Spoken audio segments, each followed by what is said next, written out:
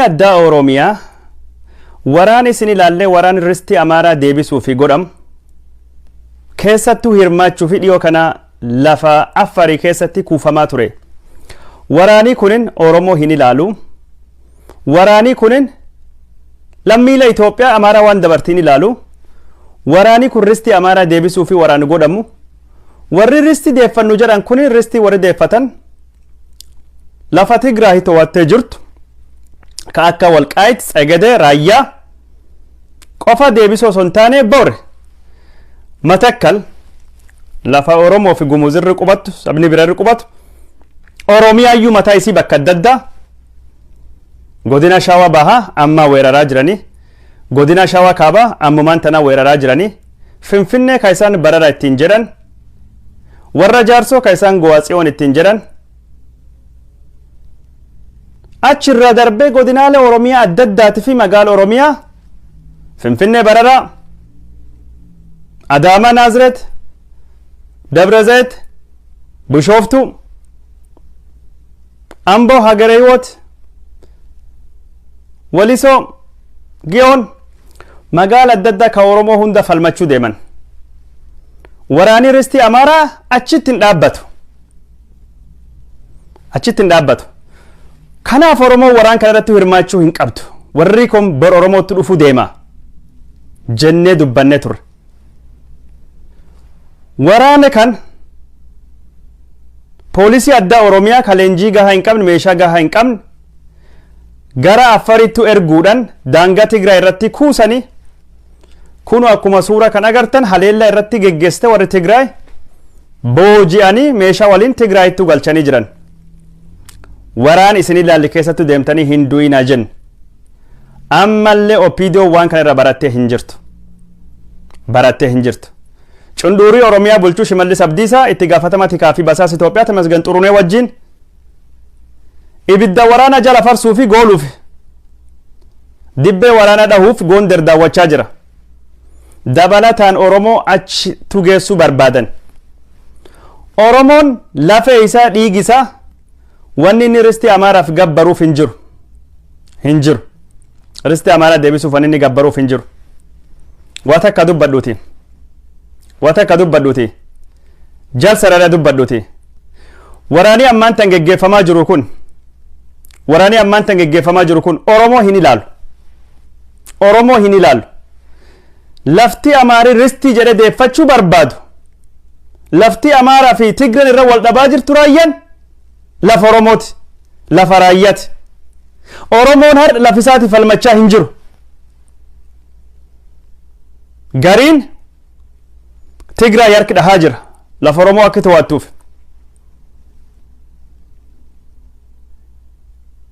Kenneefi Raayyaan akka Tigree ta'e beekee fi harki dhahaa jira. Gariin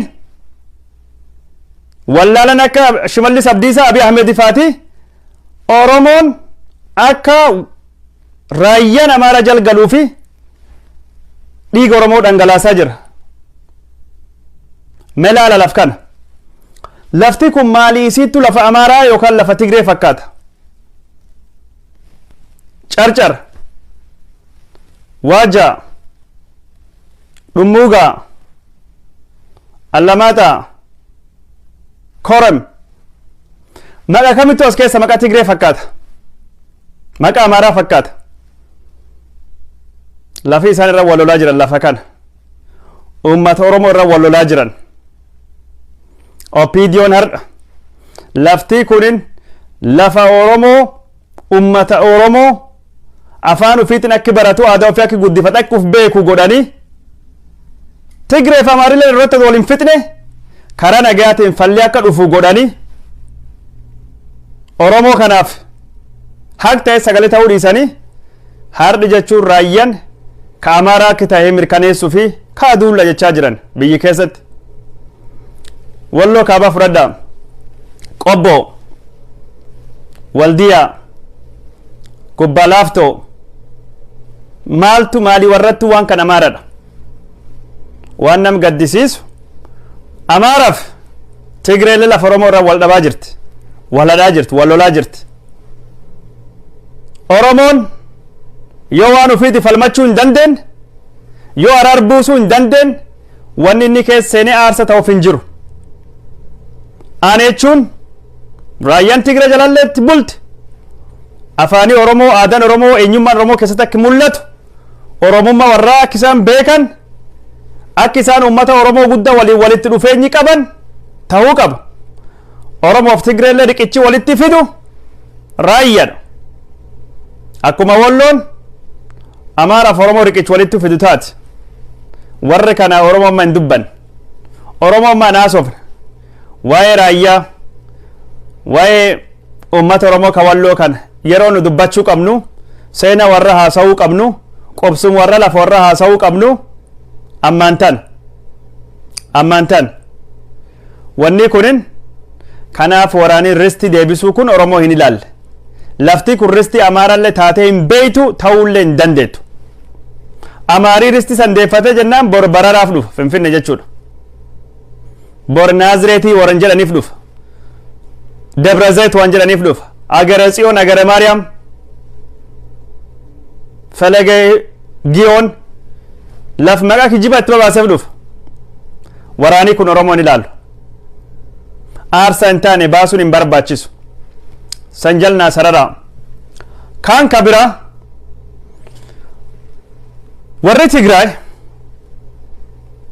warri Tigraay ammaan tan bulchaa jiru Hiwwahat rakkoo nurraa hin qaban. Kalee nu miidhan, nu dararan warra gumaati. Warri qofaa miti warri gumaa. Ka ammaan tan Oromoo dhiigsaa jiru, Oromoo madeessaa jiru warri wajjin ta'ee ka warri kara garsiis, ka warri wajjin nam kolaas, ka warri wajjin nam ijjees, ka warri wajjin nam saamee saamsise, ka warri wajjin nam baqachiise biyya baas warra amma biyya bulchaa jiru Biltsiginna Abiy Ahmed faatidha. Kana warri Tigraay kalee nu miidhaa har'a nu miidhaa hin jiru. Kan nu miidhaa jiru waraabessi nu nyaachaa jiru Biltsiginna Oromooti kan ofirra buusuu qabna. Ka Biltsiginna Amaara nu nyaachisaa jirullee Biltsiginna Oromooti. Diinii keenya hamaan diinii guddaa warra.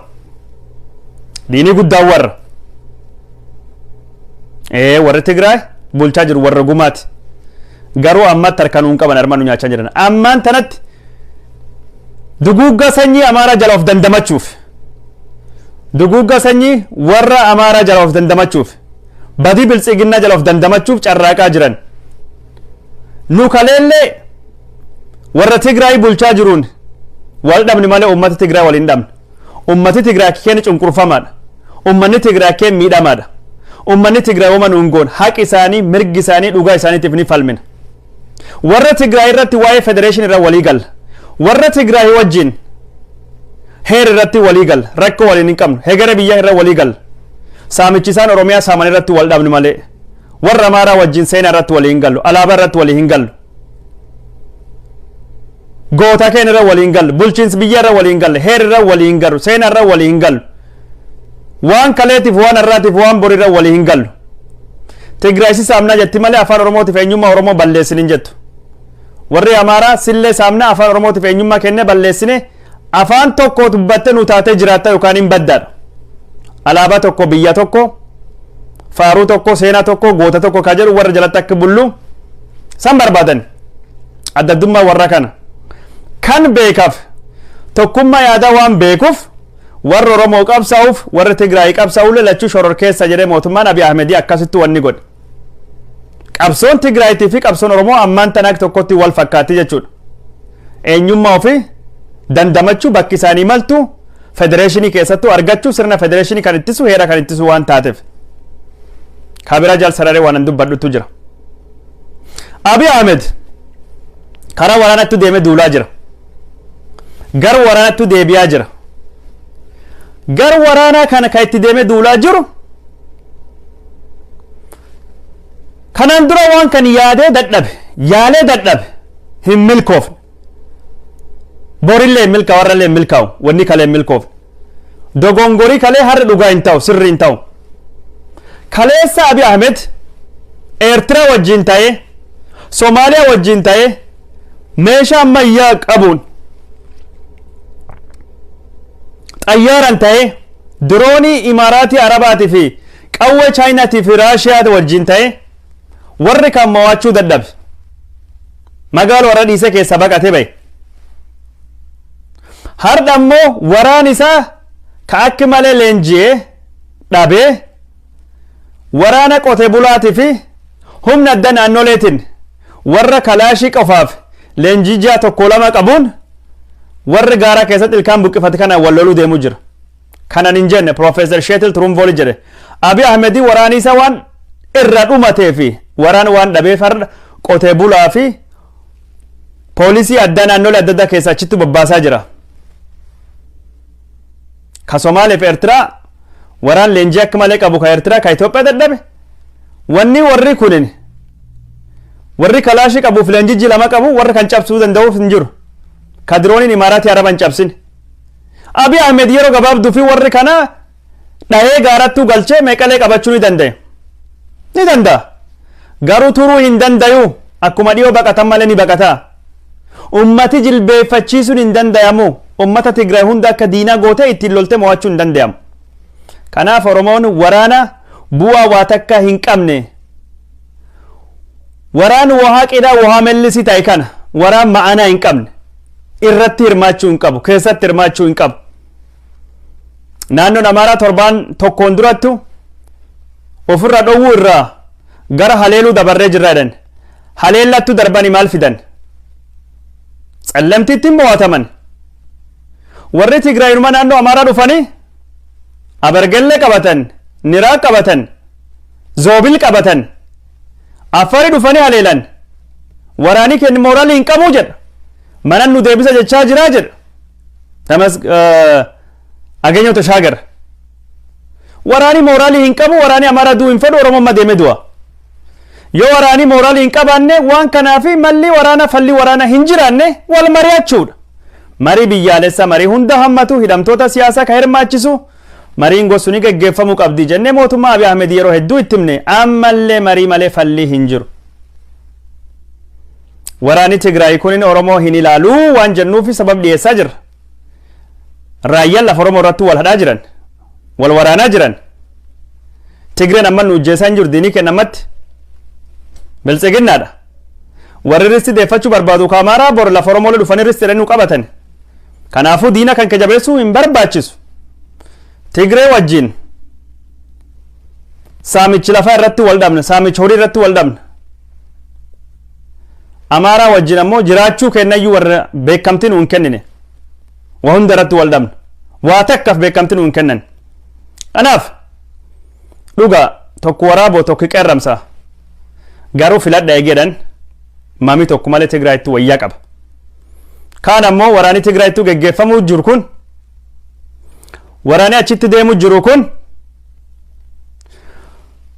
waraanii kun duguugga sanyii uumuu danda'a Tigraayii keessatti.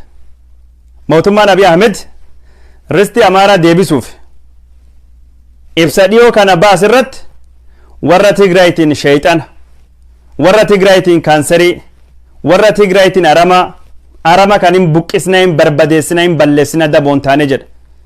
Kuni jechuun waraanii Tigraayii keessattuu geggeeffamu diina sheeyxan ittiin jette namummaa isaa ka dhoowwarte.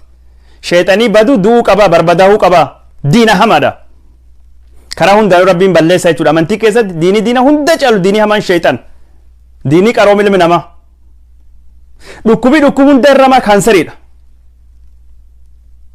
Qotee bulaa fi midhaan facaafate keessa wanni hamaan haramaadha. Yoo jechoota akkasii hamaa kanaan ibsiti warri kana barbadeessuu deema uummata Tigraay irrattu duguuggaa sanyii godhu deema Abiy Ahmed sodaan jirtu kan. The Telegraph, Financial Times fa'aatii kan barreessaa jiran gaazexoonni biyya alaa waraana duguuggaa sanyii qabaachuu danda'u. Kan keessatti hirmaachuu hin qabu Oromoon. Warri Eertiraa ka Tigraay keessatti deemee dubartii gudeete. Ka Tigraay keessatti deemee nama ijjeese. Ka Tigraay keessatti deemee qabeenyi mancaase. Bifa akkamiitiin kayaa jira? Bifa akkamiitiin kayaa jira? Warri Amaaraa milishoonni warri Oromoo amma achittuu duultanii itti gaafatamummaa addunyaalletti uf geessaa jirtan. Addunyaan iji isaa humna addaa Oromiyaa irrallee deebi'ee jira. Hoggantoota waraana Oromiyaa kaachi deemu hundaayyuu ilaalaa jechuudha. Badii Tigraay keessatti uummata nagaa irratti geggeessitan, dubartii irratti geggeessitan, qabeenya irratti geggeessitan seerii yakka ka addunyaa isin ilaala. Seerii yakka ka addunyaa isin ilaala. Amma xiyyeeffannaa hawaasa addunyaa keessa hintanii jirtan walumaa galatti sababoota asii olitti haasa'e kanaaf Oromoon Tigraay keessa deemee duu hin qabu loluu hin qabu jedha. Irri deebi'a. Sababii jalqaba lafti ristii Amaaraa jedhee Amaarii irrattu falmaa jiru kun haqa uumaatu irraa hin qabu. Tsellemt walqaayit ka Amaarati ka Tigreeti. Walqaayit Tsellemt ka Tigreeti. Raayyaan ka Oromooti. Walloon ka Oromooti. Korem, Waajjaa, Dhumuugaa, Qobbo, Waldiyaa lafa Oromooti. Ristii Amaaraati miti. Hin kenninaaf Opiidiyoo. Warri Amaaraa bor Oromootu deebi'ee bor lafa Oromoo ristii nu deebisadhan. Dabrazayit feena. Naazreet feena. Barara feena. Go'aatsiyoon feena. Bor jechuu isaaniin oolu. Jechuu warran oolu. Sadaffaa. Waraana duguuggaa sanyii saba tokkirrattu aggamamirratti Oromoon hirmaachuu hin qabdu. Wanni kun sadarkaa addunyaatti itti gaafatamummaa fidaa Oromoo irratti hirmaachuu hin qabdu. Oromoo fi Amaarii walii warra Amaaraa jechuun hayyoota Amaaraa duddaa gara tokko ta'uu hin dandeenyu. Strategic enemy warri Oromoof kaayoo Oromootiif qabsoo Oromootiif. Tigreen ammoo waan hedduun walii wal fakkaatti. Tigreen ammatti Oromiyaa qabattee Oromiyaa koloneeffattee Oromiyaa bulchuuf miti jiraachuuf eenyummaa warra tursuuf saba warra badii jira dandamachuuf lolaa jiran kana beennu. Waan na daawwattee na hordoftanii fi hedduu isinii galateeffadha daawwattoota keenya jaalatamoo fi kabajamoo oduuleen gaggabaabduu fi xiinxalii keenya gabaabanarra isin biraan genne kan fakkaata gaddachaa waan ulaala sagantaa adda addaa qabna ammaaf nagaatti. Dandamachuuf lolaa jiran kana beennu. Waan na daawwattee na hordoftanii fi hedduu isinii galateeffadha daawwattoota keenya jaalatamoo fi kabajamoo oduuleen gaggabaabduu fi xiinxalii keenya gabaabanarra isin biraan genne kan fakkaata gaddachaa waan ulaala sagantaa adda addaa qabna ammaaf nagaatti.